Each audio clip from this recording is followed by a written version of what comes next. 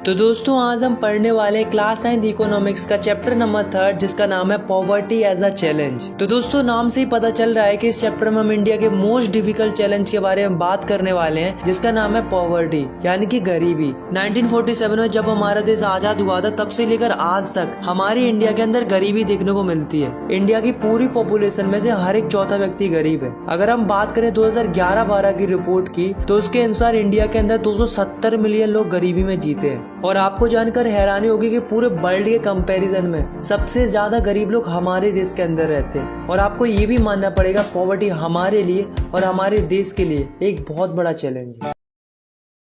सबसे पहले हम बात करते हैं पॉवर्टी की। तो पॉवर्टी की सिंपल सी डेफिनेशन होती है that is poverty is a situation in which person does not able to fulfil their basic needs. मतलब कोई इंसान अगर अपनी बेसिक जरूरतों को ही पूरा नहीं कर पा रहा है तो हम कहेंगे कि वो गरीबी में जी रहा है। फॉर एग्जाम्पल कोई व्यक्ति है जिसके पास खाने के लिए फूड नहीं है, रहने के लिए घर नहीं है, उसके पास पहनने के लिए कपड़े नहीं है, उसके पास पीने के लिए साफ पानी नहीं है, मतलब जो ये सारी बेसिक चीजें होती है उन्हें अफोर्ड नहीं कर पा रहा है तो उसे हम पुअर कंसीडर करेंगे। पर एग्जैक्टली हमें पता कैसे चलेगा कि कौन गरीब है और कौन गरीब नहीं है? तो इसके लिए हमारी गवर्नमेंट ने एक सिस्टम सेट करके रखा है, या फिर हम कह सकते हैं क्राइटेरिया सेट करके रखा है that is called poverty line. Hindi में इसका मतलब होता है गरीबी रेखा। अगर हम इसकी डेफिनेशन की बात करें तो poverty line is a method to determine poverty on the basis of their income and consumption level. मतलब हम लोगों की इनकम और उनके कंजप्शन लेवल के बेसिस पर पता कर सकते हैं कि वो गरीब है या नहीं है। अब कैसे पता करेंगे? देखो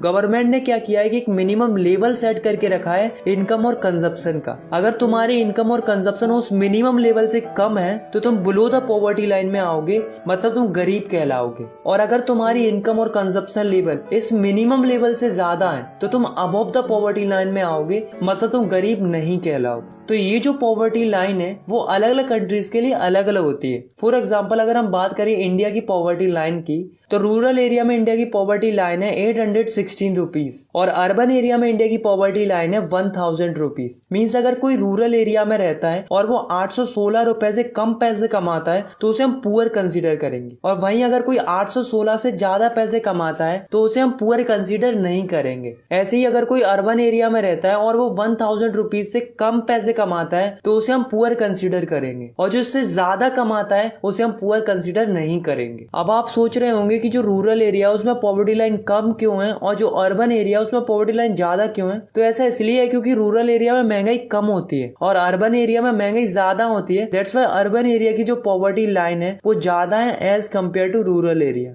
हमारे देश के अंदर हर 5 सालों में एक सर्वे होता है पॉवर्टी को एस्टिमेट करने के लिए, और इसे कंडक्ट करती है NSSO यानी कि नेशनल सैंपल सर्वे ऑर्गेनाइजेशन।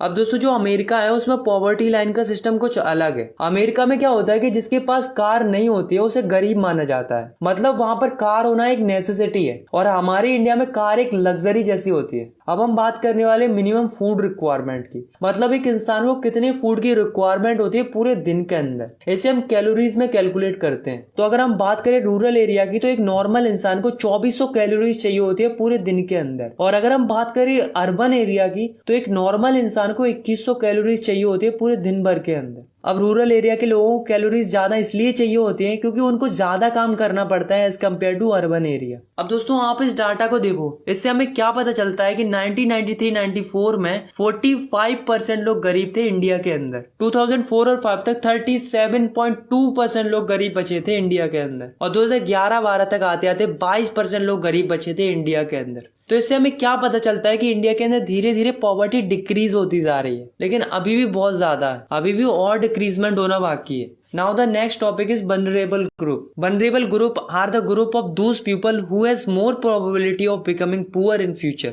मतलब ये ऐसे लोगों का ग्रुप होता है जिनके गरीब होने के चांसेस सबसे ज्यादा होते हैं क्योंकि उनको उतनी अच्छी अपॉर्चुनिटीज नहीं मिल पाती। हमारी कंट्री डेवलप तो हो रही है लेकिन उस डेवलपमेंट का फायदा इन लोगों को नहीं मिल पाता है। Interested disparity. अब दोस्तों हमारी इंडिया के अंदर अलग अलग स्टेट्स हैं और उनकी इकोनॉमिकल कंडीशन अलग अलग है। हमारे देश के अंदर कुछ स्टेट्स ऐसे हैं जहाँ पर काफी ज्यादा गरीबी देखने को मिलती है, जैसे कि बिहार और उड़ीसा। पर कुछ स्टेट्स ऐसे भी है जहाँ पर काफी ज्यादा डिडक्शन हुआ है पॉवर्टी के अंदर, जैसे कि केरला, आंध्र प्रदेश, तमिलनाडु, गुजरात, वेस्ट बंगाल, महाराष्ट्र, पंजाब, हरियाणा। तो इन स्टेट्स में काफी ज्यादा डिडक्शन हुआ है पॉवर्टी के अंदर। पर अब सवाल ये उठता है कि इन स्टेट्स में ऐसा क्या हुआ कि वहां पर पॉवर्टी इतनी कम हो गई। जैसे कि पंजाब और हरियाणा में गरीबी इसलिए कम हो गई क्योंकि उन्होंने ग्रीन रेवोल्यूशन को अच्छे से इम्प्लीमेंट किया, जिससे उनकी एग्रीकल्चर प्रोडक्शन बढ़ने लगी। सेकंड, केरला में गरीबी इसलिए डिक्लाइन हुई क्योंकि उन्होंने ह्यूमन रिसोर्स पे काम किया और काफी ज्यादा इन्वेस्टमेंट किया एजुकेशन के ऊपर। थर्ड, वेस्ट बंगाल में क्या किया कि लैंड रिफॉर्म को अच्छे से इम्प्लीमेंट किया।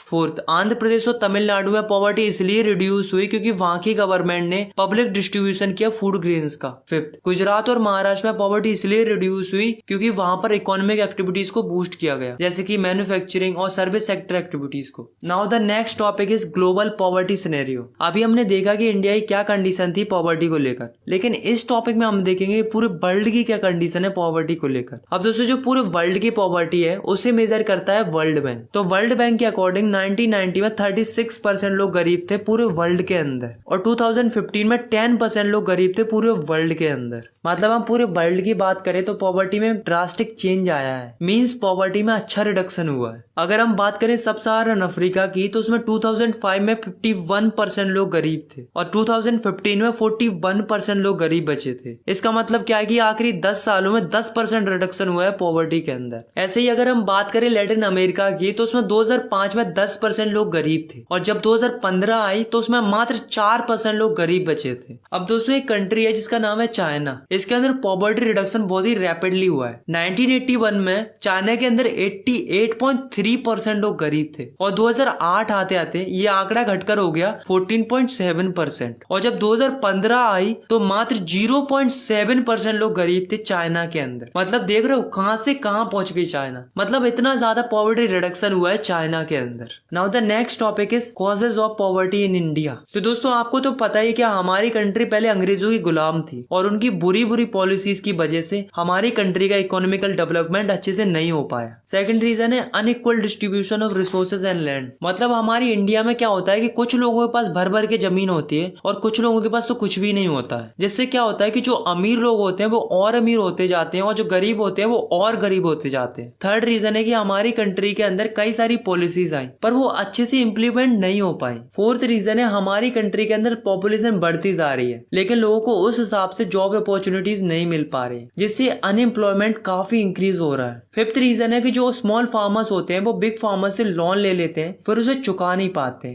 तो दोस्तों, ये कुछ मेजर रीजंस हैं जिनकी वजह से हमारी कंट्री के अंदर पॉवर्टी आई। अब दोस्तों, हमारे चैप्टर का लास्ट टॉपिक आता है जो कि है एंटी पॉवर्टी मेजर। मतलब हमारी गवर्नमेंट कौन कौन सी स्ट्रेटेजीज पर काम कर रही है पॉवर्टी को हटाने के लिए। तो फर्स्ट स्ट्रेटेजी है प्रमोशन ऑफ इकोनॉमिक ग्रोथ। अब यार आप खुद ही सोचो, अगर हमारी कंट्री की इकोनॉमिकल ग्रोथ होगी और अगर रोजगार मिलेगा तो लोगों के पास पैसा आएगा, और अगर लोगों के पास पैसा आएगा तो वे अपने बच्चों को अच्छी एजुकेशन देंगे, उन पे अच्छा इन्वेस्टमेंट करेंगे, तो हमारे देश की गरीबी तो ऑटोमेटिक खत्म हो जाएगी। दूसरी चीज, गवर्नमेंट क्या कर रही है, कई सारी एंटी पॉवर्टी प्रोग्राम चला रही है, जिसमें से पहला है Mahatma Gandhi national rural employment guarantee act यानी कि मनरेगा, जो कि 2005 में स्टार्ट किया गया था। इस एक्ट के अकॉर्डिंग लोगों को 100 डेज का एम्प्लॉयमेंट प्रोवाइड कराया जाएगा गवर्नमेंट के द्वारा। मतलब गवर्नमेंट ऐसा वादा करती है कि हम तुमको 100 डेज का एम्प्लॉयमेंट देंगे ही देंगे पूरे साल के अंदर। इसमें 1/3 सीट्स महिलाओं के लिए रिजर्व्ड है। सेकेंड है प्राइम मिनिस्टर रोजगार योजना, जो कि 1993 में स्टार्ट की गई थी। इस योजना के तहत गवर्नमेंट हेल्प करेगी गांव के पढ़े लिखे लोगों की,